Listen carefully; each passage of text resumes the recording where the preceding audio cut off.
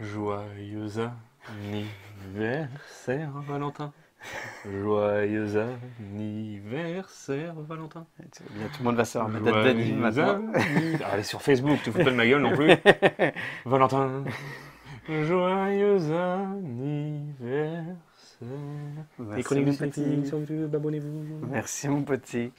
Bonjour à toi chers spectateurs. Donc oui, c'est le jour de mon anniversaire. Mais on se retrouve pas pour fêter mon anniversaire. On pourrait, On on pourrait, devrait, on devrait. peut-être un jour, peut-être un jour. Mais pour parler de la vie de quelqu'un de lambda, de quelqu'un de normal, de quelqu'un qui me ressemble, qui te ressemble, qui nous ressemble, de Chuck, Life of Chuck, littéralement de Mike Flanagan, la nouvelle adaptation de Stephen King. L'histoire, bah Chuck, La vie de Chuck. ouais, non, Point. c'est 39 merveilleuses années, merci Chuck. Voilà, c'est. Non, je sais pas comment mieux vous résumer le film parce que j'ai pas envie de trop rentrer dans les détails. Disons que vous allez découvrir 3 chapitres de la vie de Chuck. Et c'est tout. Et à partir de là, laissez-vous embarquer et acceptez que Mike Flanagan va encore nous emporter dans l'univers de Stephen King à sa sauce. Même si là, c'est quand même une sauce qui est beaucoup plus joyeuse que d'habitude, puisqu'on n'est pas dans l'horreur, on est simplement dans la vie. Voilà. Et pour en parler avec moi, bah, bien évidemment, Stephen King, Hugo Joubert, l'évidence même. Voilà. Bonjour. Bonjour, enchanté, bienvenue. voilà, bienvenue, bonjour. Valentin, je relis enfin du Stephen King depuis quelques temps. Il était temps. Comment vas-tu? Eh ben écoute, très très bien. Ma foi, fort curieux de ce projet, puisque bah, c'est une des rares adaptations qui ne soit pas horrifique de Stephen King, il faut le dire. Puisque, mine de rien, dans l'œuvre de Stephen King en général, rares sont les romans qui ne comportent pas d'horreur ou de fantastique. Exactement. Il y en a, attention, il y en a. Oui, il y en Mais a. peu. Hein ou vraiment, s'il n'y a pas de l'horreur, il va y avoir au moins voilà, du fantastique ou des choses comme ça. En l'occurrence, là, l'adaptation de la nouvelle La vie de Chuck, bah, c'était un projet, ma foi, Qui s'est fait rapidement, puisque j'ai vu ambitieux, oui, qui le s'est fait livre dont c'est rapidement. tiré, si Ah ça oui, il est saigne, date récent, de hein. 2020, si j'ai bonne mémoire. Un petit peu après. Oui, il est sorti après le Covid. Ouais, donc c'est ça. Et, et bah, très très content de cette expérience, de ce que Mike Flanagan nous a proposé, du film en général. Ce projet était quand même assez ambitieux sur le papier, parce que ça fait quand même pas mal de temps qu'on en entend parler. Mike Flanagan, pour vous replacer un vague contexte, c'est quand même quelqu'un qui a débarqué un peu de nulle part dans le monde de la série notamment. Il a bien débarqué pour le coup. Voilà, avec les Haunting qui sont devenus maintenant une espèce de série, enfin avec plusieurs saisons, avec plusieurs lieux, avec plusieurs ambiances. Il y a eu aussi La chute de la maison Usher, si je ne dis pas de bêtises, qu'il a porté en série Netflix. Et à côté, il a fait quelques films. Et ça n'est pas la première fois qu'il adapte du Stephen King, puisque si je ne dis pas de bêtises, ça va être la 3e fois. Jesse, Troisième ou quatrième, je sais Doctor Sleep et Life of Chuck. Et j'ai un doute, ouais, peut-être Oui. qu'il a adapté autre chose, mais j'ai un Je doute. sais plus. Restons Bref. sur cette idée-là. Donc Mike Flanagan est un grand adepte de Stephen King, est adoubé par Stephen King. Stephen King étant ici notamment producteur exécutif du film, non pas uniquement pour garder un œil sur le projet, mais surtout parce qu'il apprécie le travail de Flanagan et qu'il a envie de porter ses idées.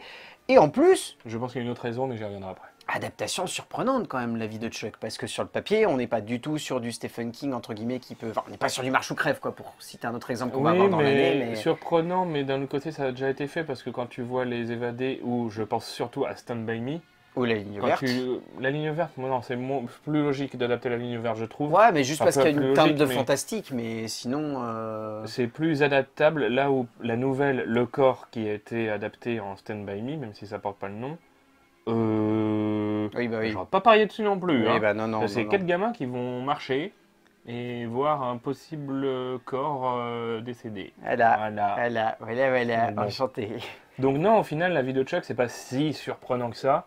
C'est sûr que ça change par contre complètement des sentiers battus par la filmographie des adaptations de Stephen King. Bah, Ça, surtout c'est depuis sûr. ces dernières années, parce que Oui. depuis ces dernières années, on est vraiment sur Oui. des adaptations de King, en tout cas qui sortent au cinéma, qui sont vraiment... Et d'une qualité vraiment.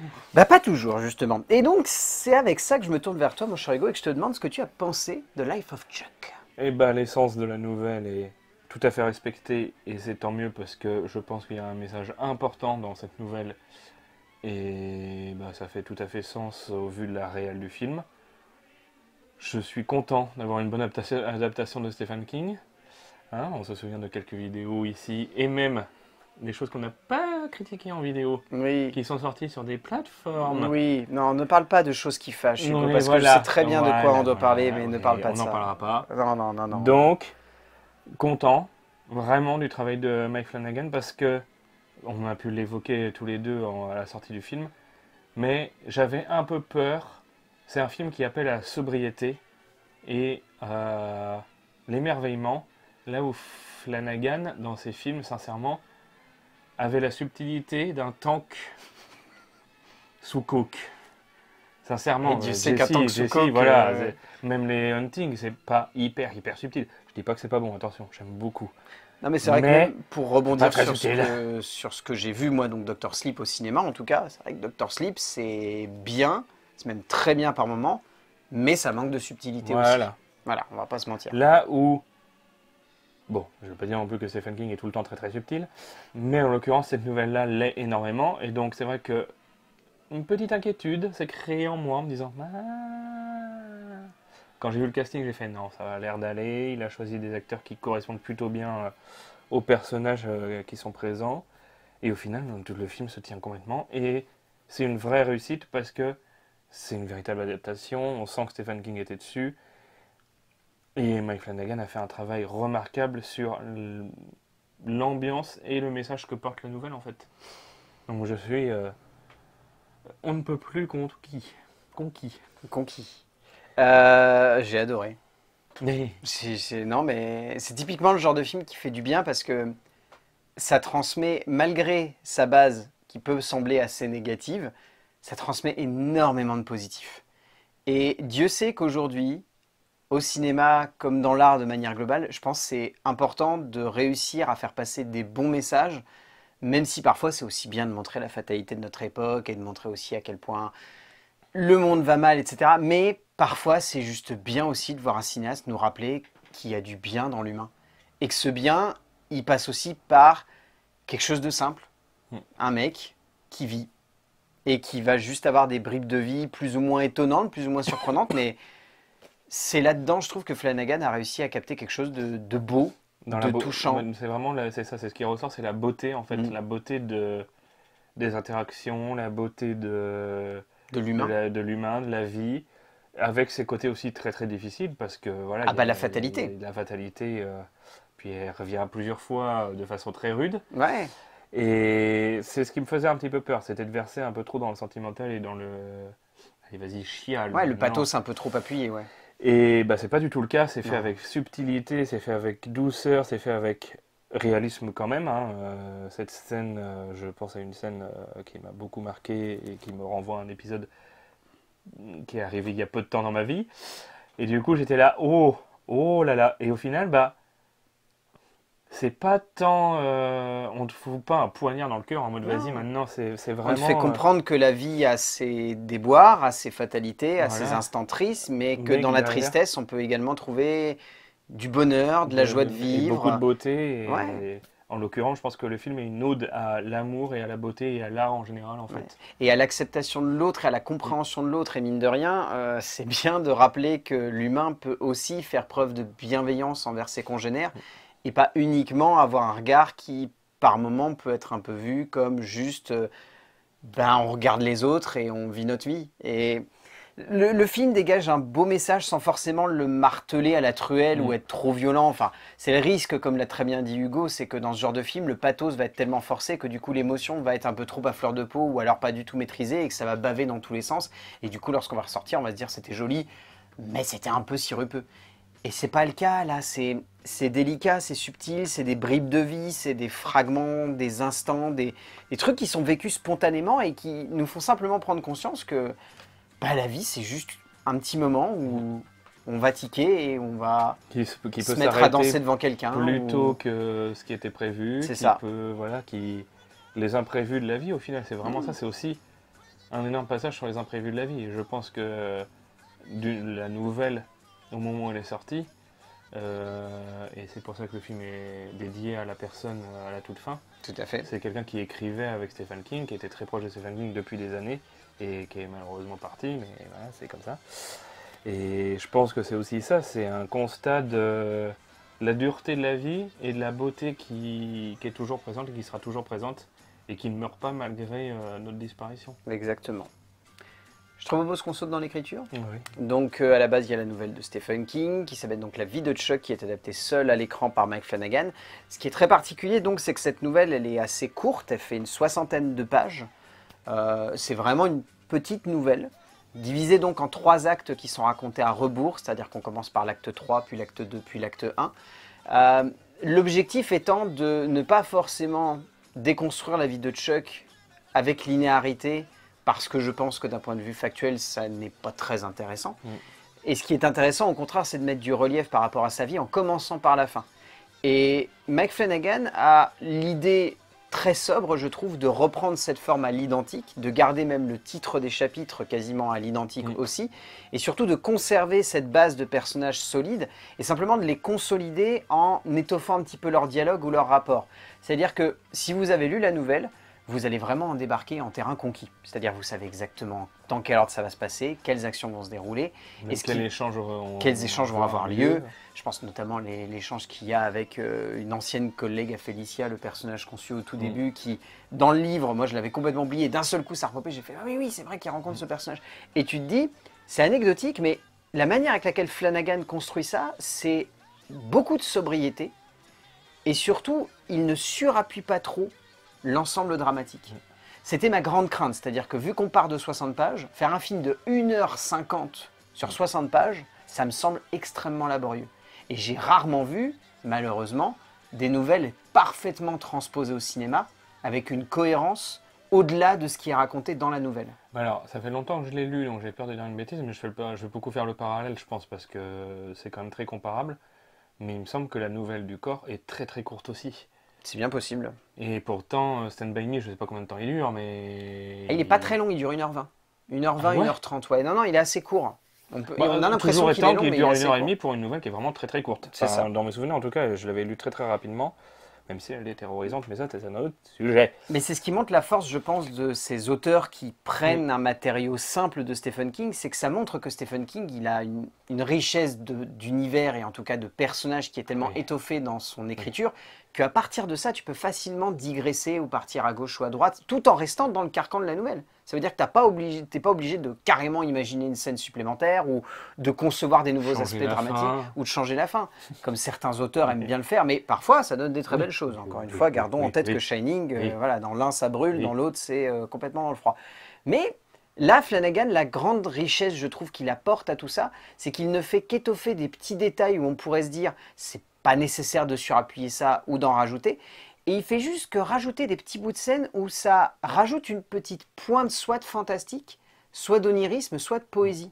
Moi j'ai en tête un détail qu'il a rajouté qui me semble anecdotique mais que je trouve très beau.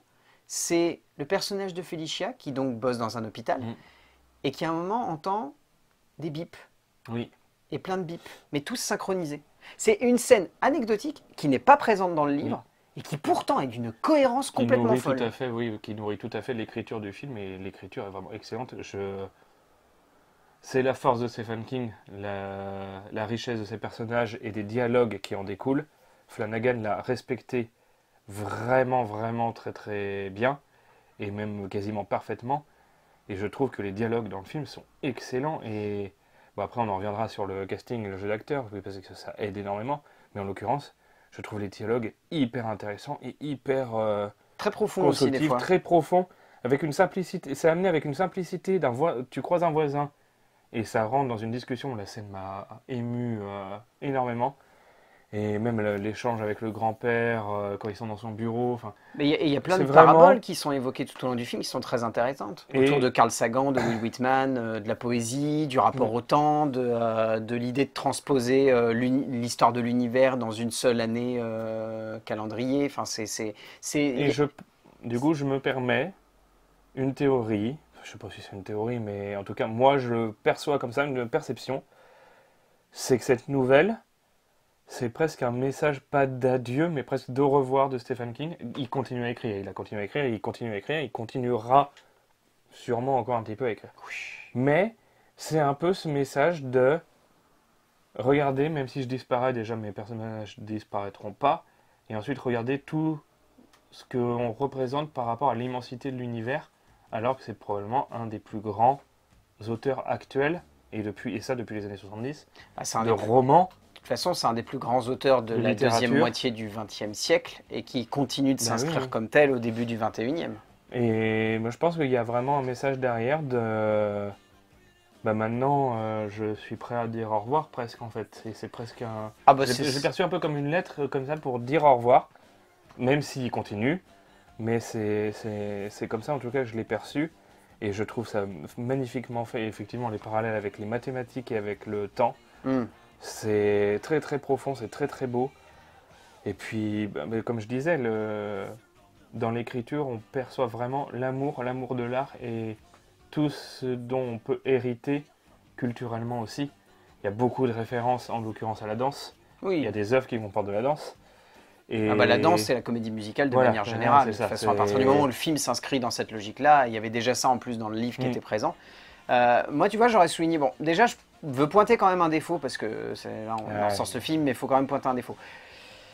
Il y a une voix off.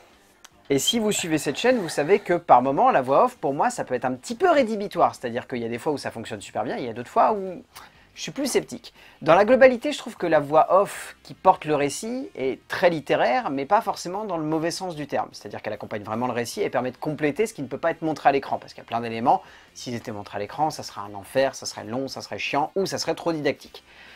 Mais par moment, j'ai eu la sensation que cette voix off surlignait un petit peu trop ce qui se passait à l'écran. Et du coup, moi, ça m'a un petit peu décontenancé. J'étais un peu en train de me dire, c'est peut-être pas obligatoire que cette voix off soit aussi présente.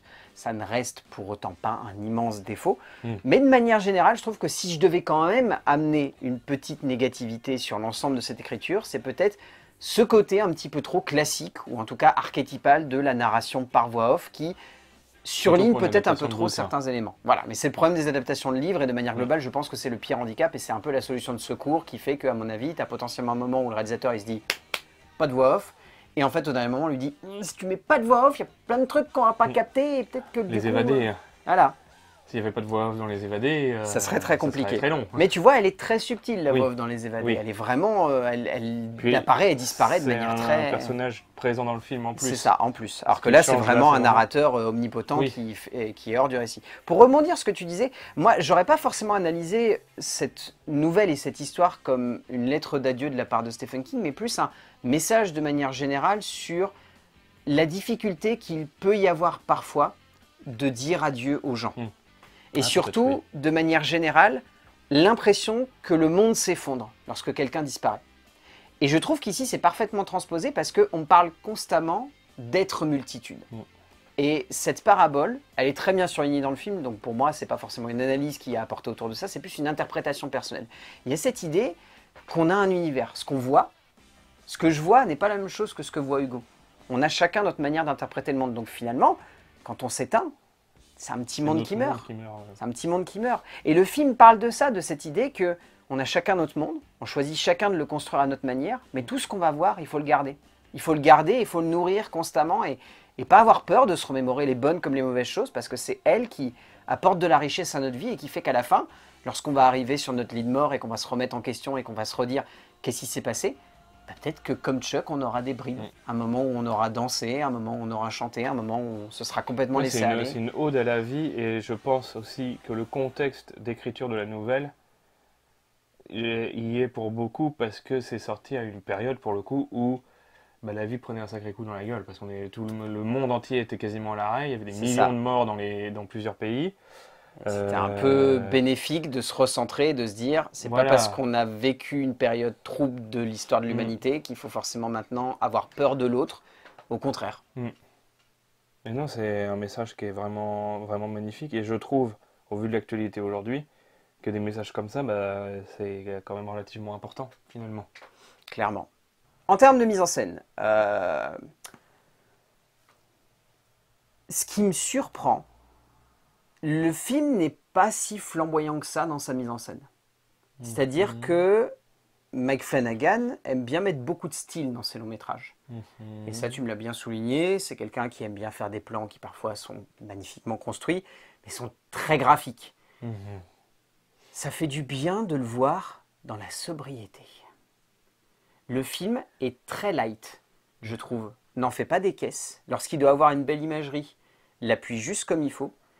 Et j'ai notamment beaucoup aimé, et j'ai un peu compris lorsque j'ai vu le générique, le travail autour du montage.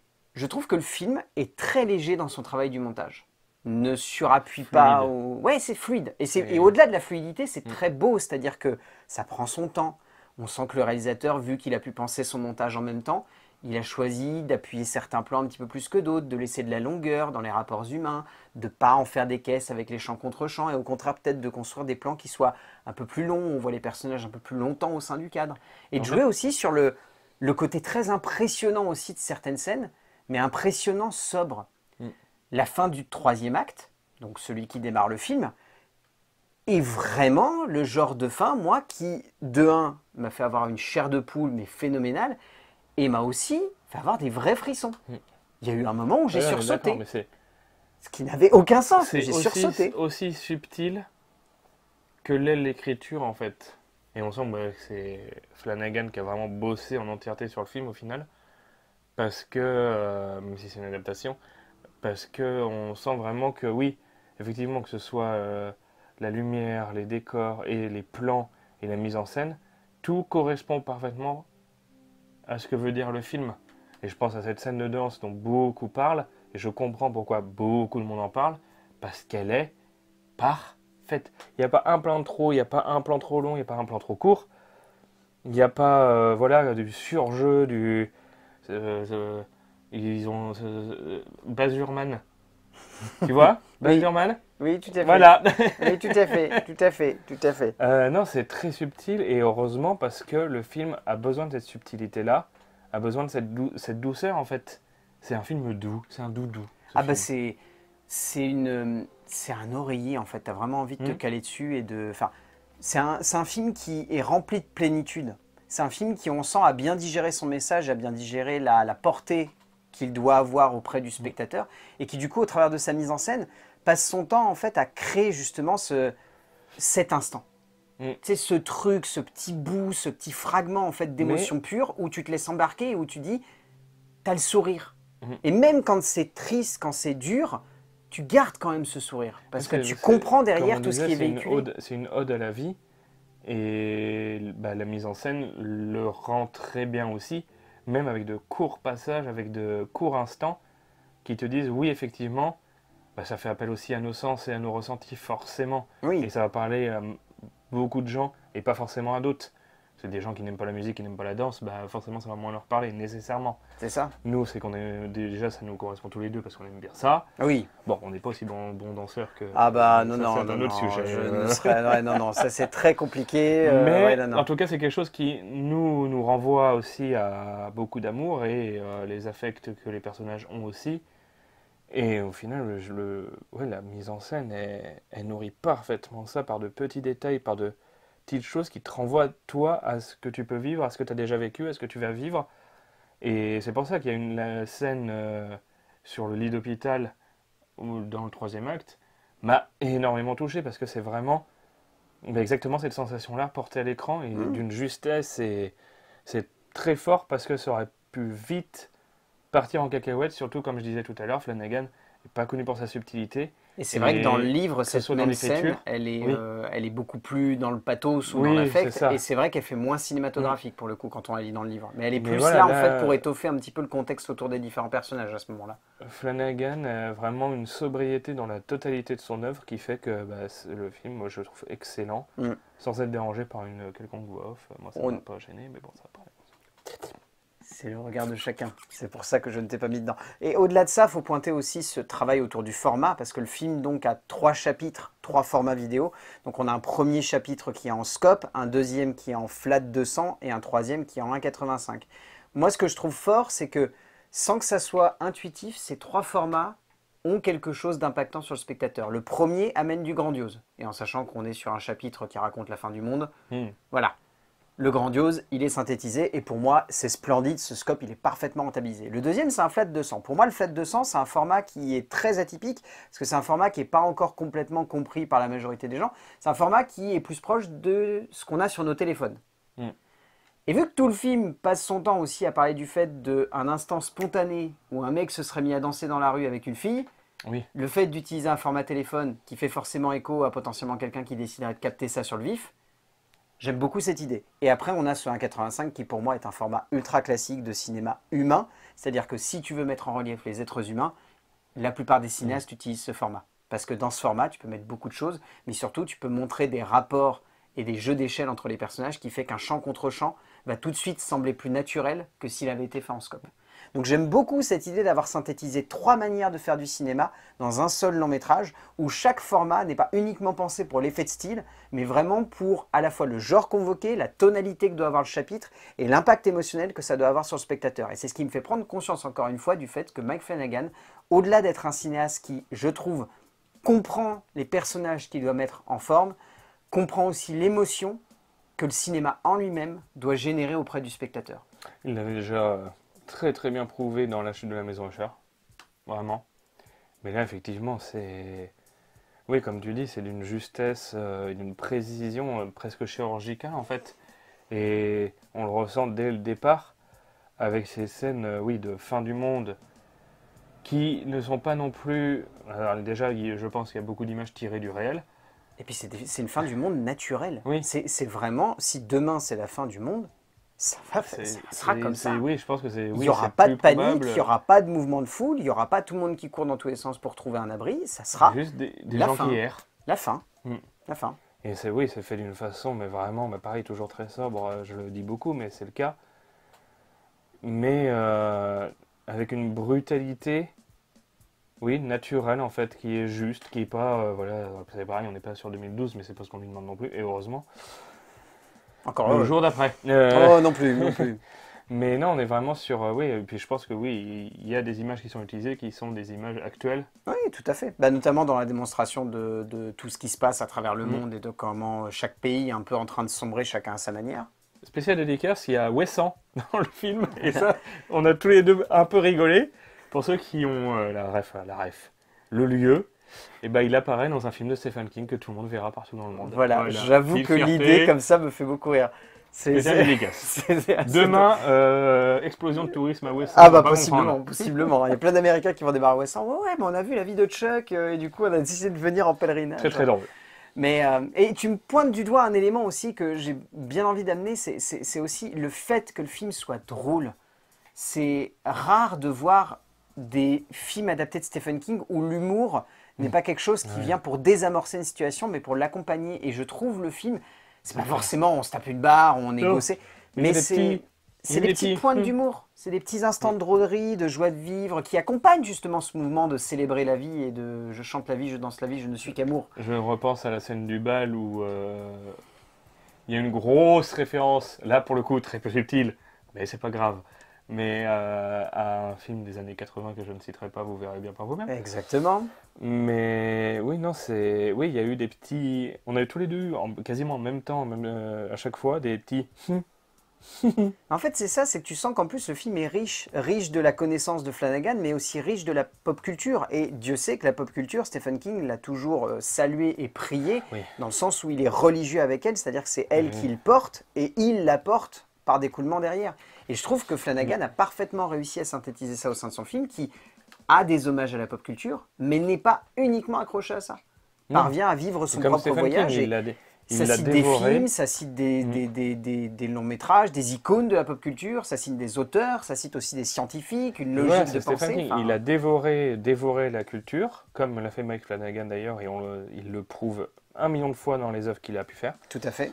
Il a dévoré la culture, il l'a digéré, il le rend parfaitement bien en fait. Bon, c'est pas très joli comme image, hein, mais c'est vraiment comme ça que je le perçois. Il la vomit pas, hein, Non, il la donne, voilà, généreusement, il il la, l'offre sur un il la plateau recuisine. d'argent, Et c'est pas, il... petite feuille, là.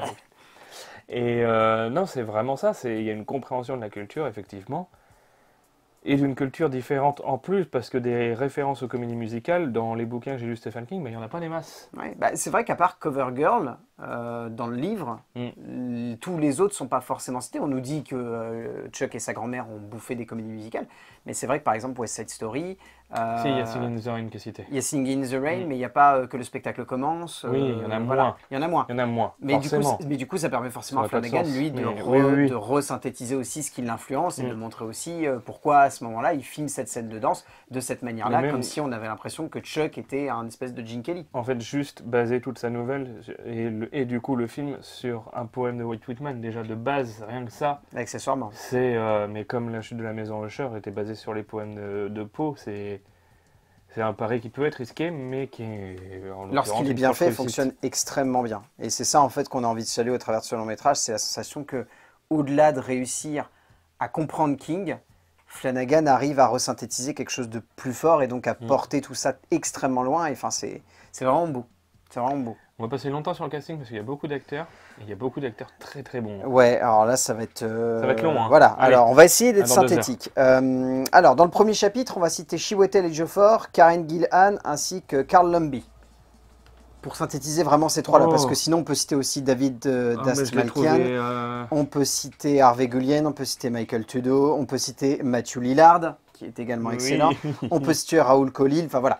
Disons qu'on va garder ces trois-là parce que c'est les trois qui sont le plus présents à l'écran. Ouais, mais la scène à l'école, je l'ai trouvé vraiment très Oui, très non, touchante mais oui. et très drôle aussi. Mais il y en a, oui, il y en a beaucoup, mais tu Oui, vois, voilà, oui. voilà. Mais disons Ouais, que c'est- voilà, si on devait retenir trois acteurs de ce premier chapitre, ce serait vraiment Chiwetel Ejiofor, Karen Gillan et Carl Lumbly. Les trois étant vraiment sublimes, d'une grande beauté, et Chiwetel Ejiofor étant un immense acteur, moi je ne suis pas surpris de le voir C'est tenir clair. tout un chapitre en tête de ce long métrage, c'est assez impressionnant. Dans le deuxième chapitre, donc on va citer bien évidemment Tom Hiddleston. Qui est-ce qu'on va Please. citer également? Il ne faut pas qu'on se plante parce que sinon je vais me planter. On va citer Annalise Basso, on va citer Andrew Grush, on va citer Kate Miskell, enfin qui... Ils sont tous vraiment très très bons. En fait, c'est ça, même si on aura beau citer en disant ah bah on se concentre sur oui, Tom Hiddleston. Et la batteuse, The Pocket Queen. C'est une artiste, Oui. elle s'appelle réellement oui. comme ça. Vraiment excellente elle aussi. Mais même si on se focalise sur un personnage, bah, en fait, comme on l'a dit dans l'écriture, dans la mise en scène, c'est un ensemble, c'est un tout, et donc au final, il n'y a pas un personnage moins important qu'un autre dans tout le film. En fait, c'est Et- qu'on cite des acteurs, mais parce qu'on n'a pas le choix. Parce que C'est ça. Mais en fait, tous le les casting acteurs est sont impressionnant. Enfin, le casting, c'est une liste de 80 personnes, donc on va pas la lire en Mais entier. c'est voilà, c'est Mais chaque c'est acteur est réaliste, vraiment en fait. impressionnant. Moi, il y a quelques acteurs aussi Oui, que j'ai vraiment qui envie de retenir ressortent. dans le dernier passage, qui sont donc Mark Hamill, forcément, Camille est incroyable. Mia Sara dans le rôle de la grand-mère, Benjamin Pajak dans le rôle de Chuck jeune, trop bon. vraiment Chuck Oh. en dessous de 10 ans, il est exceptionnel. Jacob Tremblay, bon lui pour le coup c'est vraiment qu'à la fin, mais il est vraiment bien. Moi c'est Benjamin Pajak moi qui m'a vraiment Oui. retourné le cerveau. On peut Oui, citer d'accord. aussi mine de rien, qui est-ce qu'on a que j'avais en tête, Violet Magro qui joue donc Iris. On peut citer également, que je ne dise pas de bêtises, probablement, Kate c'est- Siegel qui est donc Miss Richards. On peut citer Samantha Sloan qui est la prof de danse. Enfin vraiment, et on peut citer aussi Trinity Jolie Bliss qui est donc Kate McCoy, la fameuse danseuse qui accompagne le personnage de Chuck. Enfin voilà, vous l'aurez compris, le casting est phénoménal, chaque acteur est parfaitement à sa place, ça prouve une énième fois que Mike Flanagan est un immense directeur d'acteurs et qui sait Oui, oui. exactement comment Ça, pour emmener le coup, parfaitement ses il n'y a acteurs. vraiment pas de doute. Je hein. trouve notamment que l'usage de Mark Hamill est particulièrement beau parce que Mark Hamill c'est quelqu'un qu'on voit de moins en moins au cinéma. Mais c'est mais pas la là, première il- fois parce qu'il apparaît déjà dans La chute de la maison Usher. Oui, mais voilà. Tu vois ce que je veux dire? Oui, Au oui, cinéma. J'ai dit oui. au cinéma, mon cher. Parce qu'à la télé, oui, il joue dans plein de séries télé. Ah oui, mais il faut le Oui, dire. d'accord. Au cinéma, on le voit apparaître de moins en moins et ça fait plaisir d'en voir Mark Hamill au cinéma. Enfin voilà, vous l'aurez compris, tout le casting est vraiment hallucinant. Moi, les deux performances que je retiendrai vraiment à la fin du film, mais c'est parce que c'est eux deux, c'est vraiment Benjamin Pajak et Tom Hiddleston. Tom Hiddleston, en sachant qu'il a très peu de scènes, arrive vraiment à avoir un Oui. impact très fort sur nous. Mais parce que même s'il a très peu de scènes, il est omniprésent bah du oui. début à la fin. en Ah oui, fait. avec C'est- ces belles affiches, merci pour ces, C'est ces son, 39 c'est merveilleuses son années. monde en fait. C'est ça. C'est limite, si ça se serait appelé le monde de Chuck, ça aurait été pareil quoi. Bah, ça s'appelle déjà la vie de Chuck. Oui, j'ai envie de non te mais oui, dire. oui, mais tu vois, c'est Non, mais c'est oui, pour je ça vois qu'il est complètement. omniprésent et que même si il n'est pas techniquement à l'écran en tant que personne, Il est toujours là. on sait qu'il est toujours là et on sait que bah, ça parle de lui et qu'il va forcément le porter parce que c'est aussi la tête la plus connue et ils n'allaient pas capitaliser sur le rôle de l'enfant, Non, mais plus sur celui de l'adulte, clairement. et avec une scène en plus qui va, je pense, devenir iconique. Ouais, au moins culte. Ça c'est quasiment sûr, au moins culte. On arrive à la fin de cette vidéo, qu'est-ce que tu retiens de Life of Chuck? C'est un film sublime qui aborde des thématiques à la fois très belles, très douces et très dures. Moi, ça m'a renvoyé à beaucoup de choses, comme je disais tout à l'heure, par rapport à des événements qui me sont arrivés très récemment. Et c'était une crainte. Je suis allé au cinéma, enfin j'ai lu la nouvelle, et je suis allé après au cinéma en disant « Oh là là ». Ça va être dur. Oh là là. Et au final, c'est une vraie réussite. C'est comme on disait tout à l'heure, c'est un oreiller, c'est un traversin ce film. Non, plus sérieusement, c'est vraiment d'une beauté sans nom. Je pense le mettre largement, pas en tête, mais très haut dans les adaptations de Stephen King, clairement. Après, il sort, comme on disait aussi, énormément de ce qu'on a l'habitude de voir. Et c'est d'une part, c'est très intéressant, et d'autre part, c'est vrai que ça change un peu, et donc il est difficilement comparable aussi à d'autres œuvres cinématographiques et littéraires du maître de l'horreur, qui en l'occurrence n'est pas que le maître de l'horreur, Clairement pas. qui est vraiment, moi je l'appellerais le maître de l'humain en fait. Ah bah là... Parce que c'est vraiment l'auteur qui capte au mieux l'essence, et c'est magnifiquement retranscrit dans La vie de Chuck de Flanagan. Je vais te soutenir. C'est vrai qu'à part en fait cette histoire de voix off qui moi peut un peu me chafouiner, mais le reste du film est flamboyant. Il est beau, il est superbe, il est touchant, il va vous faire ressentir beaucoup de choses, il va vraiment vous transporter, il va vous émouvoir. Il dure 1h50, honnêtement à la fin vous allez en redemander, tellement il est riche ce film. Ça faisait longtemps que j'avais pas vu un film qui me semblait aussi dense, avoir une impression de... Aussi court. De fragilité, d'avoir eu l'impression d'à peine effleurer en fait la base et de m'être laissé complètement transporter. C'est un pur et beau moment de cinéma qui, non content de réussir à rendre un bel hommage à Stephen King, rend tout simplement un bel hommage à la vie. Et Dieu sait que ça semble laborieux et hyper compliqué de faire ça. Mais Mike Flanagan, il a complètement réussi le pari. Qui plus est, encore une fois, le casting derrière, il est fou. Même ceux qui ne sont pas cités sur l'affiche, même ceux qui ne sont pas mis en avant, tous les acteurs sont exceptionnels du début à la fin et arrivent à être marquants dans l'esprit du spectateur en sortant de la salle. C'est ça. Donc ouais, Life of Chuck de Mike Flanagan, si vous ne l'avez pas un petit peu compris, foncez. Oui. Réfléchissez pas, foncez. Clairement. Mon cher Hugo, à la semaine prochaine. Ah oui, parce que là, autant t'attendais ça pour du Stephen King, la semaine prochaine, on sait très bien pourquoi tu attends ce film, et surtout, ça fait longtemps. Donc, alors, redis-moi la date de sortie. 18 juin. Non, redis-moi la sortie de 28 semaines. 28 semaines, oh punaise, c'était 2007 2007. Nous sommes en 2025, donc ça fait donc 18 ans. 18 ans que j'attends ce putain de film. Voilà. Je vous préviens, si la semaine prochaine j'arrive avec une batte de baseball, ça pue. Je vais casser des choses. Range tes Lego avant qu'on fasse la vidéo. Hein, voilà. Allez. D'ici là, on va dire aux gens d'aller voir des films parce que c'est bien d'aller voir des films et qu'on se retrouvera pour parler de films, bien évidemment. A plus. Dans la vidéo précédente, on a dit que j'avais une annonce, mais ça a pris un petit peu de retard. Elle aura lieu la semaine prochaine, c'est promis. Je vous garde la surprise. Inch'Allah. Inch'Allah. Ouais, mais même, j'en parlerai même si c'est pas encore validé. Voilà. Un nouveau lien, Stephen King.